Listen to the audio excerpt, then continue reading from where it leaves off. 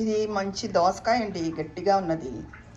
దీంతో దోసావకాయ పెడుతున్నాను. ఈ దోసావకాయ నేను ఎన్నిసార్లు పెట్టినా మా ఇంట్లో వాళ్ళకి తనివి తీరదు. ఎన్నిసార్లు తిన్నా, నేను ఎన్నిసార్లు చూపించినా నాకు తనివి తీరదు. ఇంకా చిన్నవాళ్ళు, కొత్తగా పెళ్ళైన వాళ్ళు ఎవరైనా నేర్చుకుని పెట్టుకుంటారేమో అని చెప్పి.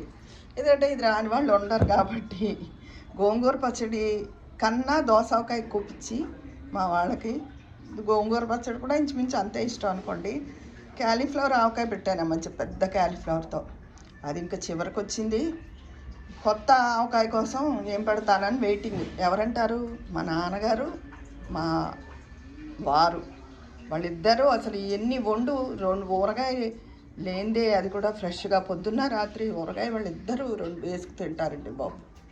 ఇదిగో దీంతో దోసకాయ పెడుతున్నాను.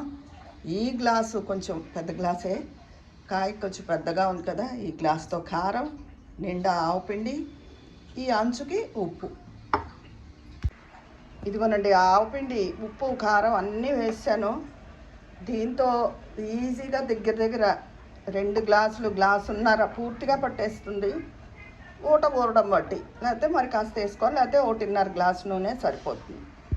ఇదిగోనండి ఊటలూరే దోసకాయ రెడీ అయిపోయింది. మరి మీరు కూడా చేసేసుకుంటారా? ఎంతో బాగుంటుంది ఈ దోసకాయ.